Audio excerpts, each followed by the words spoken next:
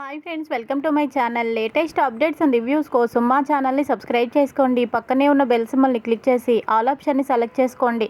అప్పుడే మా మొబైల్ నుండి మీ మొబైల్ ఫోన్కి నోటిఫికేషన్స్ వచ్చేస్తాయి. బాలు మీనా ఇద్దరు కూడా ఇక బయలుదేరుతారు వాళ్ళ నానమ్మ ఇంటికి. ఇక నానమ్మ బాలు మీనాని చూడగానే చాలా సంతోషంతో దిష్టి తీస్తుంది. ఇరుగు పొరుగు ఉన్న అమలక్కలందరూ కూడా వచ్చేస్తారు. సుశీలమ్మ, నీ మనవడు నీ మనవరాలు చాలా బాగున్నారు, ఇద్దరికి ఈడు జోడు చాలా బాగుంది, మా దిష్టే తగిలేలా ఉంది అని అనగానే, మీ దిష్టి నా దిష్టి ఏ దిష్టి తగలకుండా అందుకనే ఈ అన్ని దిష్టిలు నేను తీసేస్తున్నాను అని సుశీలమ్మ అంటుంది. ఇక సుశీలమ్మను చూసి, ఏంటి డార్లింగ్ ఇలా చిక్కుపోయావేంటి, అసలు ఇంతకుముందు ఎలా ఉండేదానివి, ఇప్పుడేంటి ఇలా చిక్కుపోయావేంటి అని బుగ్గలు పట్టుకొని అంటూ ఉంటాడు. ఊరుకోరా, నేను చిక్కిపోవడం ఏంటి, వయసు అయిపోయింది దాన్ని, ఇంకా ఇంకా ఎలా బాగుంటానో అని అంటుంది. ఇక తర్వాత అమలక్కలందరినీ వెళ్ళండి వెళ్ళండి అని అందరినీ పంపించేస్తుంది. అందరి దిష్టి నా పిల్లల మీదే, నా మనవడు మనవరాల మీదే అని పంపించేసిన తర్వాత, అమ్మా మీనా, అమ్మ చెల్లి తమ్ముడు అందరూ బాగున్నారా అని పలకరిస్తుంది. అందరూ బాగున్నారమ్మమ్మ, మీరెలా ఉన్నారు అని చెప్పి మీనా కూడా ఆప్యాయంగా అడగడంతో ఇద్దరిని హక్ చేసుకొని ఇద్దరిని చూసి మురిసిపోతూ సంబరపడిపోతూ ఉంటుంది ఇక సుశీలమ్మ. ఇక సుశీలమ్మకి సత్యం ఫోన్ చేస్తాడు.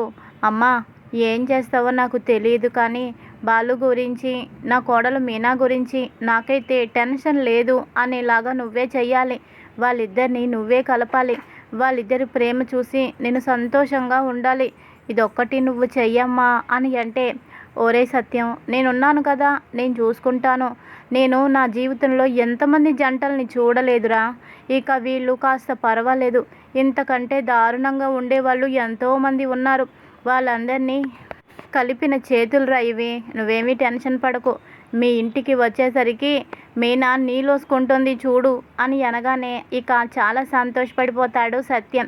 ఇక తర్వాత, ఏంటి నానమ్మ ఇలా వచ్చామో లేదో, అప్పుడే నీకు ఫోనా, ఆ ఇంటి నుంచే కదా అని అనగానే, అవునరా మీ నాన్నే అని అంటుంది.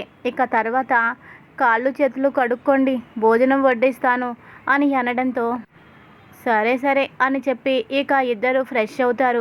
ఇక బాలుతో మీనా ఇలా అంటుంది, చూడండి పాపం అమ్మమ్మ మన ఇద్దరం సంతోషంగా ఉండాలని ఎంతో ఆశతో మన ఇద్దరిని ఇక్కడికి పిలిచింది, మీరు ఆవిడ్ని ఇబ్బంది పెట్టద్దు, ఆవిడ్ని బాధ పెట్టద్దు, ఉన్న కొన్ని రోజులైనా ఆవిడ సంతోషంగా ఉండేలాగా మనం చెయ్యాలి, మీరు నేను ఎడముఖం పెడముఖంలాగా ఉంటే ఆవిడ బాధపడుతుంది, అసలే ఆవిడ పెద్ద ఆవిడ అని అనడంతో, అవును అని అంటాడు.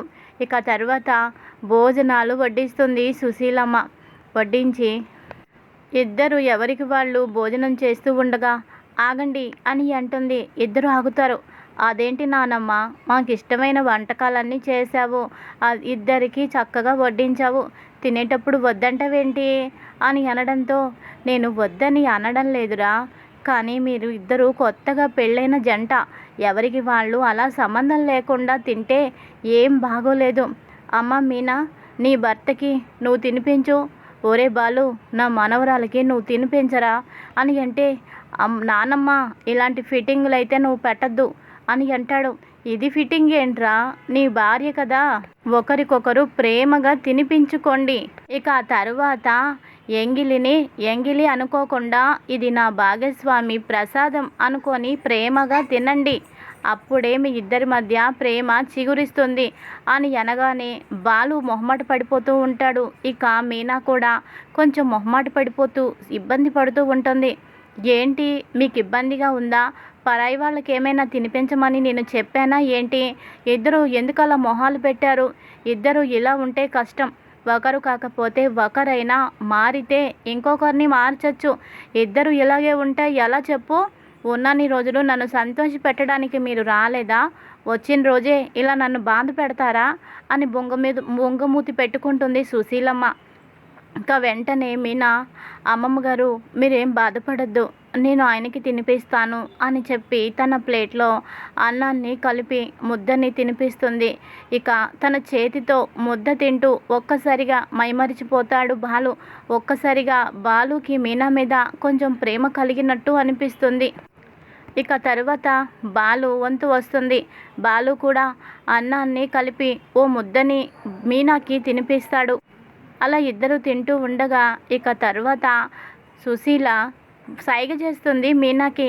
అప్పుడు భోజనం తినిపించేటప్పుడు బాలు చేతిని ఒక్కసారిగా మీనా కొరకడంతో అమ్మ అంటూ గట్టిగా అరుస్తాడు. ఇక బాలు అలా అరవడంతో మీనా ముసిముసిగా నవ్వుకుంటూ ఉంటుంది. ఇక తర్వాత రాక్షసి, తినిపిస్తుంటే కొరికేస్తావా చేతిని, చూడు అని, చూడు నానమ్మ అని అంటాడు. చాలేండ్రా, ఇలాంటివన్నీ నాతో చెప్పాలా ఏంటి నువ్వు? సరసాలు మురిపాలు అన్నీ ఉంటేనే కదా జీవితం సంతోషంగా సాగేది. సరే మీరిద్దరూ భోంచేయండి అని చెప్పి అక్కడి నుంచి లేచి వెళ్ళబోతూ ఉండగా ఇద్దరు కలిసి, బాలు మీనా ఇద్దరూ కలిసి సుశీలమ్మ చెయ్యి పట్టుకొని ఆపుతారు. ఎక్కడికి వెళ్తున్నావు? మా ఇద్దరికి భోజనం పెట్టి నువ్వు జారుకుంటున్నావా?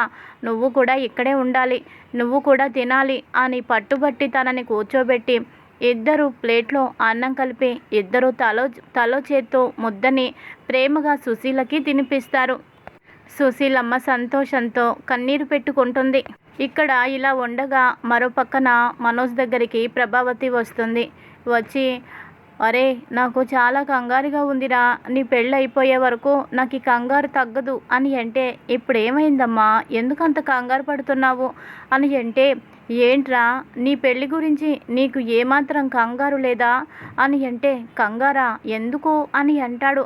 అలా అంటావేంట్రా, రోహిణి ఏమో 40 లక్షల రూపాయలతో బ్యూటీ పార్లర్ పెట్టించమని అంటుంది, ఇది పెట్టిస్తేనే పెళ్ళి అంటుంది, ఇప్పుడేమో అంత డబ్బు లేదు, మరి ఇప్పుడు టెన్షన్ కాకపోతే ఏంటి, ఈ పెళ్ళి కూడా ఆగిపోతే నీకు జీవితంలో పెళ్ళి జరగదు నాన్న, మరి ఇంత పెద్ద విషయంలో నాకు టెన్షన్ లేకుండా ఎలా ఉంటుంది చెప్పు అని అనగానే, ఓ మమ్మీ దీనికోసం కంగారు పడుతుందా, ఆ 40 లక్షల రూపాయలు నా దగ్గర ఉన్నాయి కదా అని అనుకుంటాడు మనసులో. ఒరే నాన్న, అప్పటికి నేను మీనాక్షిని అడిగానురా, తెలిసిన వాళ్ళందరినీ అడిగానురా, ఓ 4-5 కనీసం అడుగుంటాన్రా, తలా ఒక 10 లక్షలు ఇచ్చినా 40 లక్షలు పోగు చేసి బ్యూటీ పార్లర్ పెట్టిద్దామని, వడ్డీ ఎక్కువైనా పర్వాలేదని ఓ 4-5 అడిగాను, కానీ ఎవ్వరూ లేదని చెబుతున్నారు, ఉన్నా కూడా ఇవ్వడం లేదురా, నాకు చాలా కంగారుగా ఉంది, నీ గురించే నా దిగులంతా నాన్న అని అంటూ ఉంటుంది. అప్పుడు ఓ మమ్మీకి దీని గురించా టెన్షన్ అని చెప్పి, మమ్మీ మరేం కంగారు పడద్దు, నేను బ్యాంకులో లోన్ పెడతాను, తెలిసిన ఒక అతను ఉన్నాడు, అతను నా ఫ్రెండే, అతను బ్యాంకులో జాబ్ చేస్తున్నాడు, అతను చాలామందికి లోన్లు ఇస్తున్నాడు, నాకు కూడా ఇస్తాడు, ఆ 40 లక్షల రూపాయలు నేను ఏర్పాటు చేస్తానమ్మా అని అనడంతో, అవునా నాన్న, నిజంగా నా నాన్న, ఎంత మంచి శుభవార్త చెప్పావురా అని అంటుంది. అమ్మా నువ్వు దీని గురించి కంగారు ఏం పడద్దు అని అంటే, నాన్న ఆ డబ్బు ఎలాగైనా లోన్ వచ్చేటట్టు చెయ్యు, ఒకవేళ నీకు వాళ్ళతో మాట్లాడడం సరిగా రాకపోతే నన్ను తీసుకువెళ్ళరా, బ్యాంక్ వాళ్ళతో నేను మాట్లాడతాను, లోన్ కట్టేస్తాము, తల తాకట్టు పెట్టైనా మేము చాలా నమ్మకస్తులం అని చెబుతాను అని అనగానే, వద్దమ్మా వద్దు, నువ్వేమీ రావద్దు, నేనే వెళ్ళి ప్రయత్నిస్తాను, ప్రయత్నం కాదు ఈ పని అయితే జరుగుతుందిలే అని అంటాడు. ఇక రెండవ రోజు ఉదయాన్నే బ్యాంకుకు వెళ్ళి డబ్బు డ్రా చేస్తాడు. తను దాచిన డబ్బు, ఆ డబ్బుని డ్రా చేసి, అమ్మ డబ్బైతే లోన్ వచ్చింది, వస్తుందని పక్కాగా నిన్న చెప్పాను కదా, అందుకని ఖచ్చితంగా లోన్ వచ్చే తీరింది, ఇదిగో అమ్మ డబ్బు అని అనగానే, నాన్న నాకు చాలా సంతోషంగా ఉంది, ఈ డబ్బు తీసుకువెళ్ళి ఇప్పుడే రోహిణికి ఇచ్చేస్తే తన బ్యూటీ పార్లర్ పెట్టుకుంటుంది కదా అని సంబరపడిపోతూ ఉంటుంది.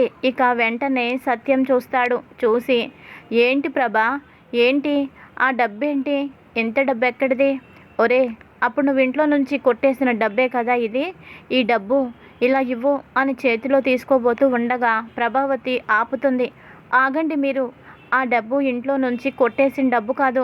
ఆయన ఆ రోజు కొట్టేసిన డబ్బు నేను కూడా మీలాగా కొట్టేసిన డబ్బు అంటున్నానేంటి పొరపాటుగా? అదెవరితో నా కొడుకుని మోసం చేసి తీసుకుపోయింది కదా ఆ డబ్బు. ఆ డబ్బు ఈ డబ్బు ఒకటి కాదు. ఆ డబ్బు మోసపోయాడు. కానీ ఈ డబ్బు బ్యాంకులో లోన్ తీసుకున్నాడు. ఆ డబ్బే ఈ డబ్బు అని అనగానే, ఏంటి లోన్ తీసుకున్నావా? నీకెవర్రా లోన్ ఇచ్చారు అని అంటే, అది నాన్న, నా ఫ్రెండ్ ఒకడు బ్యాంకులో జాబ్ చేస్తున్నాడు. వాడి ద్వారా లోన్ రావడం నాకు తేలికైంది. కొన్ని డాక్యుమెంట్స్ అవసరమైతే వాడు ఎలాగోలా మేనేజ్ చేసి మొత్తానికి నాకు లోన్ శాంక్షన్ అయ్యేలా చేశారు నాన్న. ఆ డబ్బే డబ్బు అని అనడంతో, ఏంట్రా అన్ని సర్టిఫికేట్స్ ఉన్నా 1,00,000 ప్రశ్నలు వేసి 1,00,000 కారణాలు చెప్పి లోన్లు బాగా కట్టినా కూడా లోన్లు అయితే రావు. అలాంటిది నీకు ఉద్యోగం లేదు, సద్యోగం లేదు, ఓ వ్యాపారం లేదు, రూపాయి ఆదాయం లేదు. నీకు లోన్ రావడం ఏంట్రా? నీ ఫ్రెండ్ నీకు లోన్ ఇప్పించడం ఏంటి? ఇదంతా నాకు నమ్మకంగా లేదు. అయినా 5 లక్షలు 10 లక్షలు కూడా నీకు లోన్ రాదు. అలాంటిది 40 లక్షల రూపాయలు లోన్ రావడం ఏంట్రా? ఇదంతా అబద్ధం ప్రభా. మళ్ళీ ఎక్కడో ఏదో పొరపాటు జరుగుతుంది అని అనగానే, ఆపుతారా మీరు? ఎప్పుడు నా కొడుకు ఏది చేసినా మెచ్చుకోరు. మెచ్చుకోవాల్సింది పోయి నా కొడుకుని అవమానిస్తున్నారు, అనుమానిస్తున్నారు. అయినా మీకు అలవాటైపోయింది ప్రతిసారి నా కొడుకుని ఇలా నిలబెట్టి మీరు అవమానించడం. ఇది మంచి పద్ధతి కాదని చెబుతున్నాను. నా కొడుకేమైనా బాలులాగా బికార్ అనుకుంటున్నారా? వాడికి అప్పు పుట్టకపోవడానికి నా కొడుకు చదువుకున్నాడు. వాడికి అన్నీ తెలుసు. అందుకనే వాడికి లోన్ వచ్చింది. ఒరే, ఇంకా నువ్వు ఇక్కడ మాట్లాడి ఉపయోగం లేదు, పద వెంటనే అని చెప్పి వెళ్ళబోతూ ఉంటే, ఆగు ప్రభా ఆగు, లోన్ వచ్చిందని చెప్తున్నావు కదా, అదే నిజమని వీడు కూడా అంటున్నాడు కదా. ఏదైతే ఏమి, ఈ 40 లక్షల రూపాయలు ఇంట్లో నుంచి కొట్టుకొని పోయావు కదా, ఇప్పుడు ఆ డబ్బు ఇలా ఇవ్వు. మీ చెల్లెలకి మంచి మంచి సంబంధాలు వస్తున్నాయి. నీకు పెళ్ళైపోయిన తరువాత చెల్లెలకి కూడా ఓ మంచి సంబంధం ఖాయం చేసుకొని పెళ్లి చేసేయాలి. మొత్తానికి లోన్ వచ్చిందని చెప్పావు. మీ అమ్మ మీద ఒట్టేసావు కదా 40 లక్షల రూపాయలు తెచ్చిస్తానని.